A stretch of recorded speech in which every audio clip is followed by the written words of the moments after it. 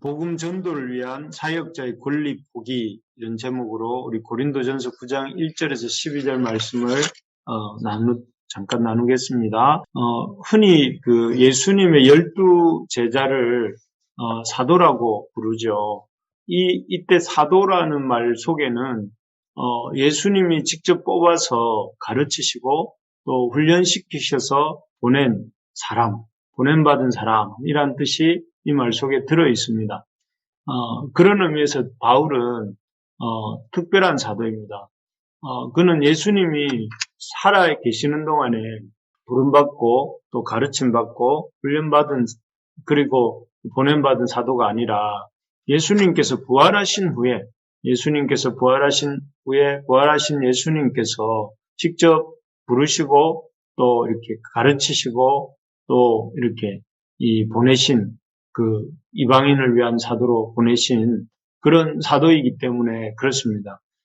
덕분에 그 부활하신 주님을 통해서 부르심을 받고 또 이렇게 보냄을 받았기 때문에 이 바울은 어디를 가든지 이 예수님의 죽으심과 부활에 대해서 그 어떤 사도들보다도 더욱더 강렬하게 선포하고 또 복음을 전하는 것을 볼 수가 있습니다. 그런데 이런 예수님의 부활을 잘 알지 못하는 고린도 교회 교인들 중에는 그 예수님의 부활에 대해서 이제 나중에 고린도전서 15장 가면 아주 길게 바울이 또 이렇게 설명하는데요. 그런 부활에 대해서 좀 잘 모르는 고린도 교인들 중에는 이런 바울이 진짜 사도인가, 사도됨을 인정하지 않으려는, 그래서 바울을 비난하고 또 비판하려는 사람들이 많이 있었습니다. 그때나 참 옛날이나 지금이나 정말 하나님이 세우신 이런 교회 일꾼들을 이렇게 참 쉽게 인정하지 못하고 비난하는 그런 사람들이 참 있었던 것 같습니다. 그래서 이런 사람들을 향해 바울은 이렇게 그들과 맞서서 이렇게 싸우는 것이 아니고 자신이 누구인지를 오늘 본문에서 밝히고 있습니다. 그래서 먼저 자신이 사도다. 그리고 부활하신 주님으로부터 이렇게 부르심을 받고 또 보내심을 받은 사도라고 하면서 자신이 그런 사도로서의 영적인 열매를 이렇게 열매가 있다. 열매를 맺고 있는 사람이다 하는 것을 밝힙니다. 우리 1절을 같이 한번 읽어볼까요? 1절입니다. 내가 자유인이 아니냐, 사도가 아니냐, 예수 우리 주를 보지 못하였느냐, 주 안에서 향한 나의 일이 너희가 아니냐. 여기 보면 바울이 자신이 자유인이고 그 로마 시민권을 가진 자유인이죠. 자유인이고 또 사도, 바로 주님께로부터 부르심을 받고 보내심을 받은 자고 또 그런 사도로서의 열매가 이렇게 이 고린도 교회 성도들이다 하는 것을 이렇게 어필하고 있습니다. 앞에서도 말씀드렸지만 담메색 도상에서 부활하신 예수님을 바울은 직접 만났습니다. 바울은 그때 예수님의 놀라운 그 부활의 영광, 어떤 도무지 이렇게 감당할 수 없는 그래서 말해서 꾸꾸라질 수밖에 없었던, 벌벌 떨 수밖에 없었던 그 놀라운 예수님의 이 부활의 영광, 또 그 영원한 생명의 영광을 이렇게 직접 아주 생생하게 잊을 수 없도록 이렇게 보았습니다. 그리고 그 영광을 보면서 그 영광 앞에서 이 세상의 대단한 것들, 바울의 그 베냐민 지파 중에 베냐민 지파인 그 자신의 혈통과 또 그 대단한 학문, 가말리엘 문화의 어떤 공부한 학문이라든지 또 자신의 지위, 이스라엘의 선생이라고 하는 지위, 또 바리새인이라고 하는 신분, 이 모든 것들, 그 당시 유대인이라면 누구나 자랑할 만한 것들인데 이런 것들이 아무것도 아니라는 것, 그저 참 이 빌립보스의 표현을 빌자면 배설물에 불과하다는 것을 그 부활하신 주님을 만나고 그분의 놀라운 그 영광을 보면서 이렇게 확실하게 깨달았습니다.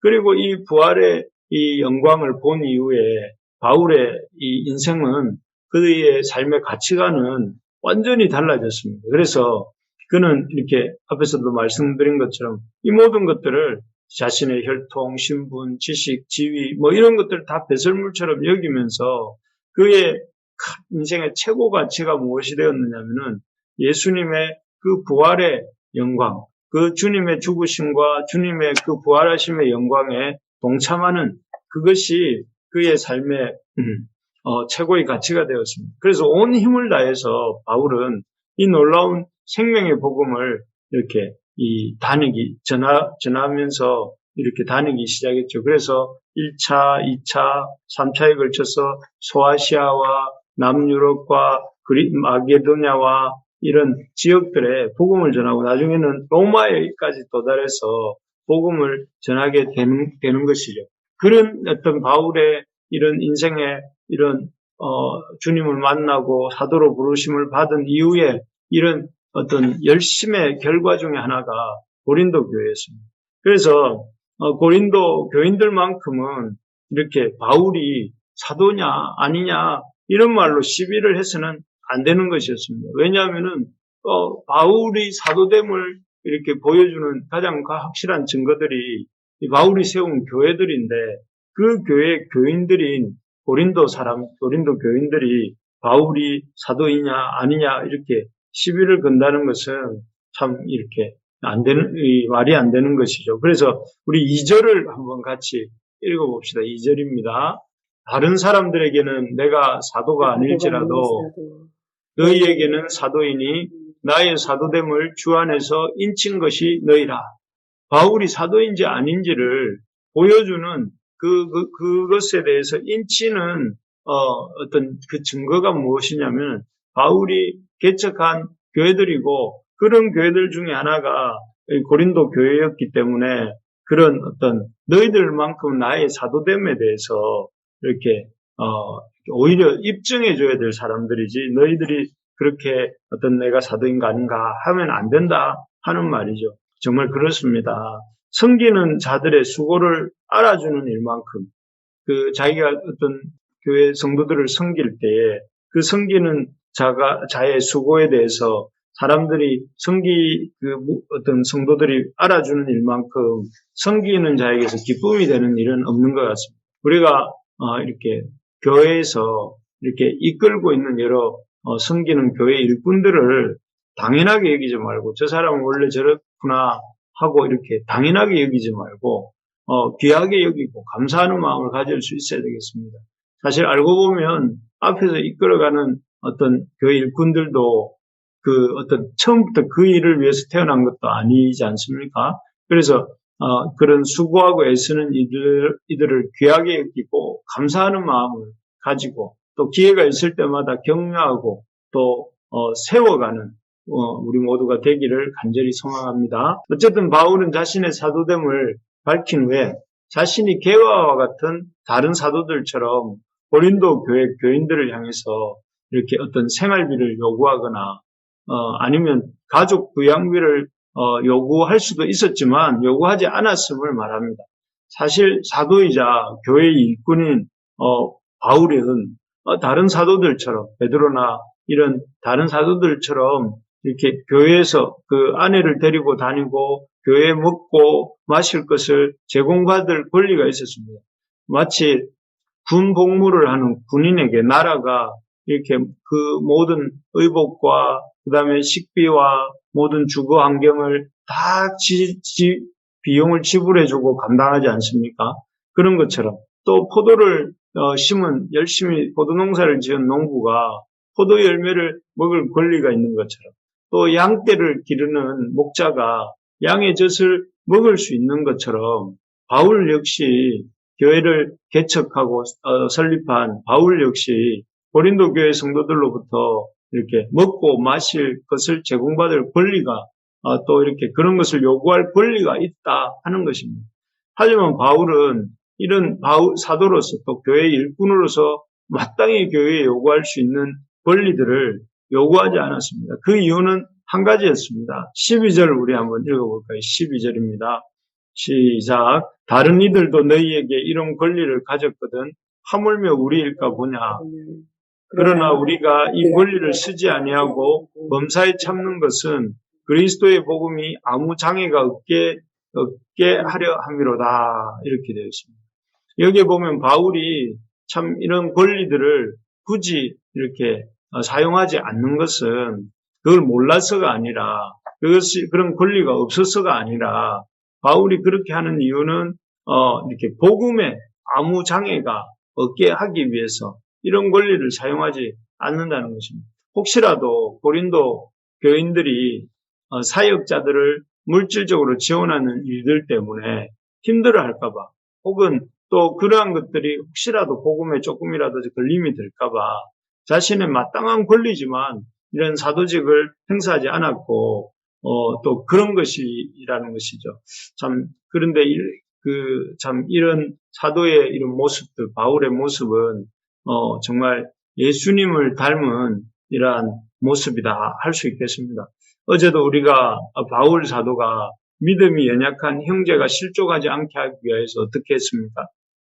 바울 사도는 우상에 대한 지식이 있어서 이렇게 얼마든지 그 우상의 재물을 우상이 아무것도 아니라는 걸 알기 때문에 먹을 수 있지만 거리낌이 없지만 그러나 우상에게 바쳐진 고기를 먹는 모습 때문에 혹시라도 한 형제라도 실족하게 된다면 또 되지 않게 하기 위해서 그래서 그는 고기를 먹지 않겠노라 하면서 자기는 참 영원히 한 영혼을 위해서라면 영원히 이 우상에게 바쳐진 고기를 먹지 않겠다고 이렇게 말하는 모습을 볼 수가 있었습니다.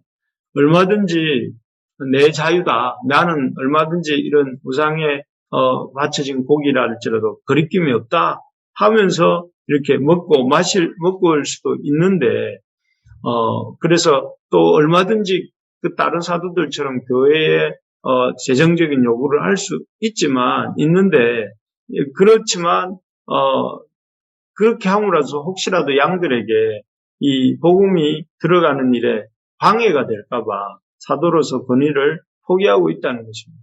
마치 예수님이 우리를 위해서 자기를 내어주신 것처럼 바울도 이렇게 고린도 교회 성도들을 세워가기 위해서 자기가 고생하는 길을 택한 것이지요. 이것이 바로 우리가 이 주님으로부터 받은 복음 정신이고 이어가야 될 복음 정신입니다.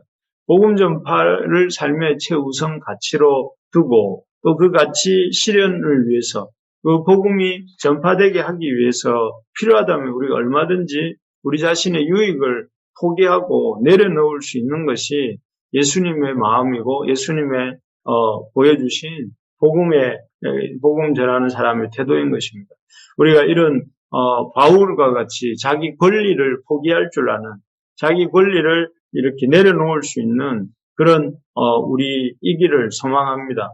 그래서 복음을 전할 수만 있다면 얼마든지 고난을 각오하고 또 실제로 고난을 당할 수 있는 그런 마음가짐을 우리가 가질 수 있기를 바랍니다. 그래서 복음 전하는 삶을 살기 위해 우리 삶에 그런 어떤 내려놓음이 있을 때에 우리를 통해서 또 이렇게 바울을 통해서 여러 교회들이 세워진 것처럼 우리를 통해서 주님의 교회가 세워져 갈 줄로 믿습니다. 말씀을 맺겠습니다. 오늘 참 복음 전도를 위한 이런 바울의 권리 포기하는 모습들을 보았습니다.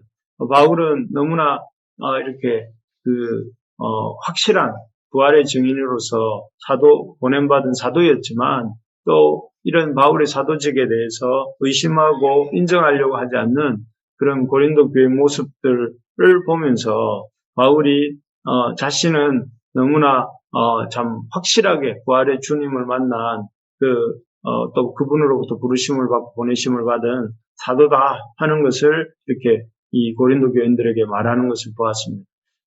그래서 우리가 참 이런 참 주의 일꾼들을 잘 인정하고 또 그들을 잘 따르는 우리가 모두가 되어야 되겠다 하는 것을 새기고 또 한 가지는 이런 바울 사도가 이런 자신의 권리를 사용하기보다는 그 권리를 이렇게 내려놓음으로 주님의 참 복음이 전파되는 일에 더 힘쓰는 모습을 보면서 우리도 참 우리에게 있는 이런 권리들을 주장하는데 이렇게 급급한 것이 아니라 우리의 권리를 내려놓고 한 영혼이라도 이렇게 참 주께로 나오도록 돕고 복음이 전해지도록 돕고 오늘 또 마침 전도하는 날인데 이런 복음 전하는 일에 힘써야 되겠고 동시에 이런 주님이 주신 이 권리들을 참 이렇게 이 주님 나라를 세워가는 교회를 세워가는데 사용하는 우리 모두가 되기를 주님의 이름으로 축복합니다.